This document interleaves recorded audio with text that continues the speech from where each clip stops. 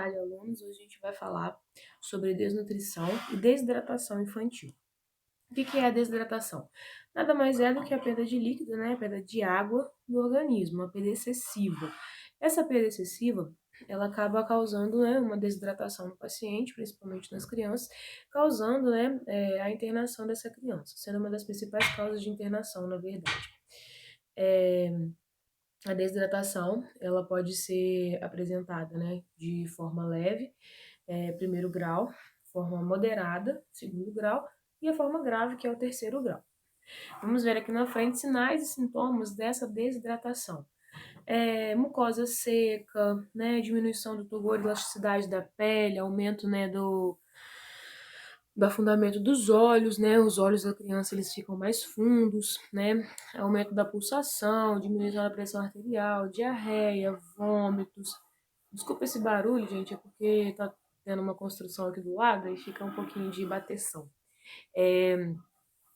Mas a ausência também de formação de lágrimas, né? Suor, isso tudo indica, né? São sinais e sintomas de desidratação, ok?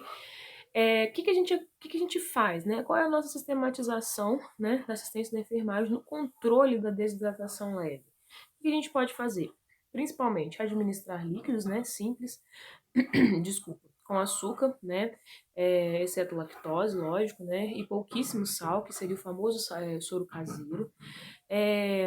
Administrar esse soro, na verdade, né, mesmo que ele não contenha sal, mas assim, em grande quantidade, né, para que não provoque uma desidratação hipertônica, né, nessa criança. Então, tem sempre que dosar a quantidade de sal e de açúcar nessa composição do soro caseiro. Vou explicar para vocês ali na frente, vou mostrar para vocês ali na frente como que a gente faz para preparar esse soro caseiro.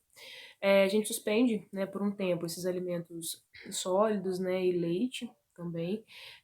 Não utilizar leite desnatado, né, o mesmo por conta da causa da desidratação hipertônica, né, por conta de quantidade de sódio também que pode ter nesses produtos, né, e não realizar o atendimento ambulatorial por via oral. Como que a gente faz isso? Em lactentes, né, principalmente, né, que são os menores, né, que, que têm idade inferior a 6 anos, e nas crianças cardiopatas, né, com cardiopatias congênitas. Por quê, né? A anemia falciforme, doença estrutural renal, né, síndrome nefrótica. Porque o que acontece? Você administra líquido nessa criança, então ela pode ter uma sobrecarga, né? Às vezes ela não tem um rim funcionando corretamente, então não consegue filtrar a quantidade de líquido, né, e nem eliminar. Então tem que reparar bem também o que essa criança tem, né, na hora da gente administrar essa quantidade de líquido. O soro oral é importante, né, para prevenir e tratar a desidratação. Então a gente evita alguns alimentos, evita algumas técnicas, né, e faz outras. Então é baseado mesmo na intervenção caseira, mas quando essa criança está no ambiente hospitalar, a gente intervém de outra maneira também, ok? Como que a gente prepara, né, o soro e os sais de hidratação oral? A gente coloca, esse já vem pronto, esse é aqueles de saquinho, né, que já vem pronto na farmácia, só a gente diluir. A gente coloca todo o pó do envelope, né, em 1 litro de água, dissolve bem, não coloca açúcar, não coloca sal, não coloca nada, tá bom? Não pode ferver, não pode esquentar, tem que ser temperatura ambiente, né? Para esse paciente. Depois de pronto, é só preparar, é só administrar, né? Pode ser usado por 24 horas. Após esse prazo, interessante é jogar fora o que sobrou, se não tomou tudo, porque o ideal é preparar uma nova solução, ok? E quando não houver mais essa solução, né, de hidratação oral, a gente pode usar o soro caseiro também, que a gente pode fazer, né, só usar o medidor, a colherzinha de medidor, ou, né, se você já está acostumado a fazer, faz no olho mesmo, mas a colherzinha de medidor é interessante que a gente dosa certinho a quantidade para não haver erro, tá? Como que a gente faz esse soro caseiro? Como que a gente prepara, né? Um copo cheio de água limpa, de água filtrada de preferência, uma medida rasa de sal e 2 medidas rasas de açúcar. Mistura bem, tá? Ele deve estar menos salgado que a lágrima. A lágrima é salgada, né? Então deve estar menos salgado que a lágrima. Ah, a gente não vai lembrar o gosto da lágrima, só se tá salgada, se não tá salgada. Mas não pode ter muita quantidade de sal, ok? A sistematização, então, da assistência de enfermagem no controle da desidratação moderada e grave nessa criança. Como eu falei para vocês, são 3 fases. Na primeira fase, que é a fase de emergência, né, a gente tem que restabelecer, né, restaurar a circulação e o volume sanguíneo dessa criança.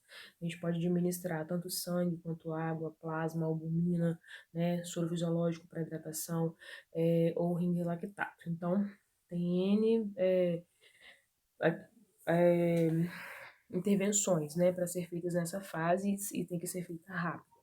Na segunda fase, que é a fase de manutenção, a gente já restaura os líquidos corporais, né, para um volume que permita a circulação normal, né, e a boa função renal. Na terceira fase, que é de recuperação, a gente substitui o déficit renal dessa criança, ok? A desnutrição, o que que é? Nada mais é do que a desaceleração, no caso, né, a falta, né, a carência de nutrientes dentro do organismo.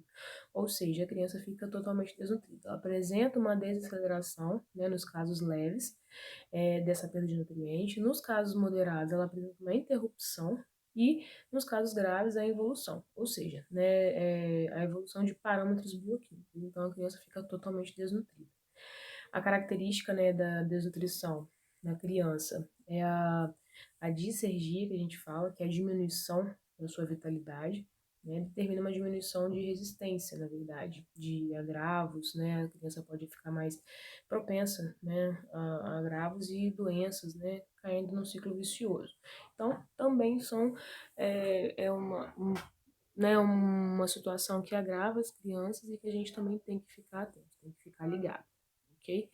Dentro e fora do ambiente hospitalar, principalmente quando chega com esse quadro de desnutrição ou quando vem pra gente só desidratado e no hospital ele fica desnutrido, a gente nem percebe, ok? Sinais e sintomas então da desnutrição: edema, a criança fica muito edemaciada, lesão na pele, né, que são as dermatoses, né, dermatite também, alteração de queda de cabelo, alteração dos cabelos, né, a apatia, a criança fica, né, apática, fica aquela aparência de cansada, diarreia, bradicardia, né, a urina fica escassa, ela já não consegue mais fazer xixi, não tem líquido, né, na verdade, né, desnutrida e principalmente sem tomar água, né? Sem se alimentar ou sem trazer sais minerais para o corpo, para o organismo.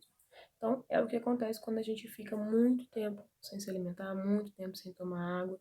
Esses são alguns sinais e sintomas, ok?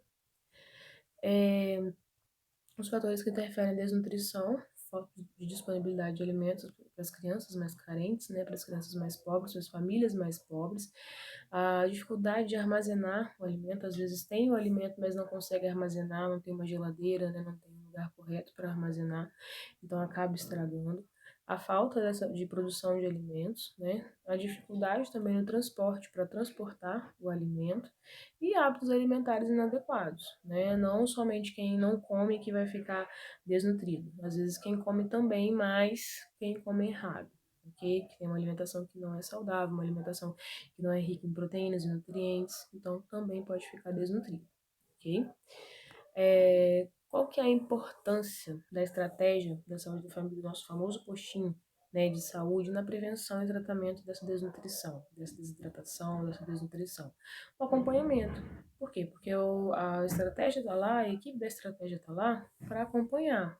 Então, ela tem que fazer visitas mensais, visitas semanais ou quinzenais, eu não sei como é que funciona, né? Cada lugar é de um jeito e de uma forma, mas a mãe também precisa procurar o posto de saúde. A mãe também precisa procurar um atendimento para essa criança, ok? Não é só esperar que o postinho venha, ou que o enfermeiro vá, ou que o técnico de saúde ou o agente comunitário passe na casa, não, ok? Então, no contexto da estratégia da saúde da família, então ela vem para quê? Para acompanhar, né? Os agentes comunitários, eles são supervisionados pelos enfermeiros, né?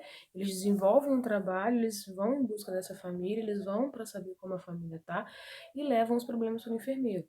O enfermeiro realiza as visitas também, mensal ou quinzenal, dependendo de acordo com a demanda, né? dessa família ou dessa criança e realiza suas intervenções, orientações caso necessário, né, em questão de alimentação, em questão da nutrição, em questão, né, da parte da parte de tomar líquidos, né, do soro caseiro também, principalmente, porque às vezes a mãe enche o soro de sal, enche o soro de açúcar, faz 2 litros de soro para a criança tomar em 2 dias, 3 dias. Isso não é o correto, ok? Isso pode acontecer da criança ter diarreia, uma dor de barriga, então, assim, causar outros problemas, sendo que seria para melhorar um, ok?